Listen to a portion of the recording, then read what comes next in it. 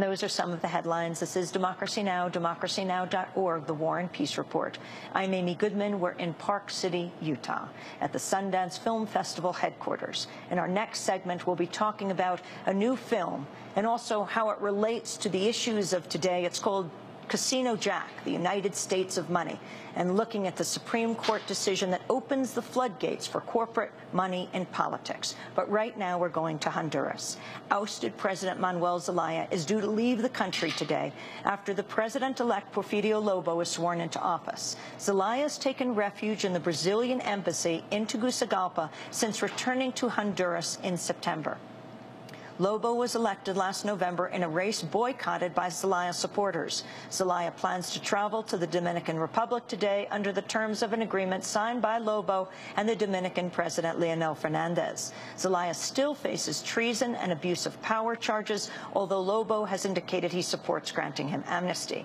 Meanwhile, on Tuesday, the Supreme Court in Honduras dismissed all charges against 6 military commanders involved in the June 28th coup that removed Zelaya from office. The head of the armed forces, General Romeo Vasquez, Air Force Chief General Javier Prince, and the Navy commander, General Juan Pablo Rodriguez, were among the officers being prosecuted. They were accused of abuse of power for ordering soldiers to storm into Zelaya's house, arrest him, and fly him to Costa Rica at gunpoint. Supreme Court President Jorge Rivera said in a statement that, quote, prosecutors failed to prove the military chiefs acted with malice.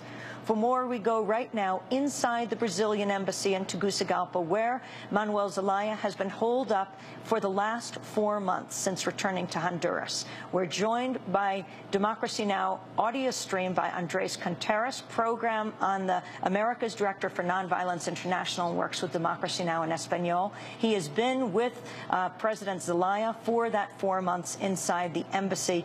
Tell us what's happening there right now. Is the President Zelaya preparing to leave? What's going on inside the embassy, and how is this deal negotiated, Andres? Yes, Amy, President Zelaya is in fact preparing to leave today. This accord was negotiated between Pepe Lobo, the incoming president, and President Leonel Fernandez from the Dominican Republic. President Zelaya is in agreement with that accord that was reached. He said that it expressed goodwill on the part of the incoming president, Porfirio Lobo. And it means that the president will finally leave the embassy today after 129 days. He will have a safe conduct passage from the embassy to the airport, and from there, the President Leonel Fernandez will accompany him to the Dominican Republic.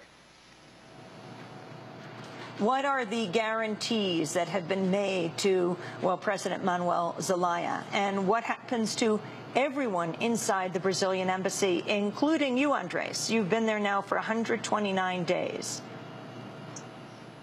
The guarantees that have been offered to President Zelaya include the fact that when the actual inauguration takes place, the very first act, I believe, of Porfirio Lobo will be to sign the order allowing safe passage. There are some right-wingers in the Congress who have protested this, saying that there is no treaty that should allow safe passage for someone who has criminal violations, and the amnesty will in fact cover President Zelaya. However, it is not yet a law. So President Zelaya is counting on the international community's support with the accompaniment of the president from the Dominican Republic, and the fact that he is agreeing to leave the country, which will leave Porfirio Lobo with a brand new start for his government. In terms of those of us in the embassy, it has been quite an ordeal. The very first morning that we were here, on September 22nd, we were greeted with very severe attack of tear gas, which was directed toward the thousands of protesters in the streets. In fact, one woman, Wendy Avila, was killed as a result of that tear gas attack. And those of us here in the embassy could feel it very, very strong. The treatment by the both military and the police during these last 4 months has involved basically psychological warfare operations against us. Very loud shrieking noises have been used as weapons against us, as well as lamps, very strong lights during the nighttime. Also interfering with our communications. We have a photograph of a birthday cake that was bayoneted as a symbol to us, those inside the embassy here. So those kinds of messages have been loud and clear by the coup regime, and it will be really a big relief for myself as well as for my 6 other colleagues. There are 7 of us who are accompanying both President Zelaya and his wife, Xiomara Castro de Zelaya. Can you talk about the Honduran Supreme Court decision? The Supreme Court made a decision to basically throw out the charges against the military high command. The military high command was charged with a very low-level crime, which is violating Article 102 of the Constitution, which says that no Honduran citizen can, in fact, be expatriated. They cannot be forced into exile.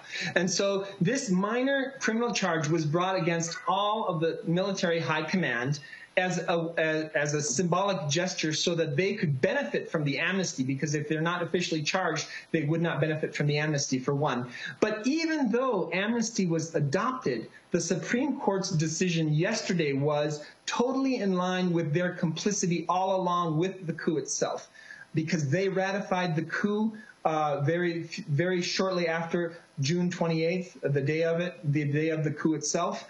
And now this throwing out of the charges against the military high command once again shows that they are perpetrators as well. Can you talk, Andrés Conteris, about the background of the military officers who were responsible for ousting President Zelaya? The chief general, his name is Romeo Vázquez Velázquez. He is someone who has been known to be involved in repression, and he is trained at the School of the Americas, this infamous institution that has trained coup leaders throughout the Americas, torturers, those who are most well known for their repressive histories. And Romeo Vázquez Velázquez is no exception whatsoever. Under his repressive rule during the coup and in the months afterwards, human rights violations have just skyrocketed. President Zelaya has documented the attacks against 4,000 people in some form or other of a human rights violation. This includes political prisoners, it includes rapes, it includes torture, disappearance, and it includes the murder and assassination of nonviolent supporters of the resistance. So this military, which is really the power behind the throne, is very, very much responsible for the coup itself, as well as for the repression that has followed. And we have to point out the U.S. involvement in this, because the Southern Command of the U.S. Pentagon is very much close to the Honduran military, given that they trained the key leader as well as the chief of the Air Force, General Prince. He was also trained at the School of the Americas. So the training of these coup leaders creates the relationship for the complicity, for the United States Pentagon and to be very closely associated with the Honduran military. This was shown in some military exercises that took place off the coast of Panama in these exercises called Panamax. Honduras was initially invited. However, they were not disinvited after the coup, even though the State Department was saying that military relations were cut with Honduras. So that invitation remained as a sign that the U.S. continued with military relations. They also continued training soldiers at the School of the Americas, which is now called the Western Hemisphere Institute for Security Cooperation, even though, as I say, the State Department said that military ties were cut with Honduras after the coup. The U.S. delegation that is going to celebrate the inauguration of President Lobo, who are they, and what's their relationship with Manuel Zelaya? The head of the delegation from the United States is the Assistant Secretary Valenzuela. This man was, his confirmation was held up in the U.S. Senate by Senator Jim DeMint from South Carolina. Why was his confirmation set up? Because the United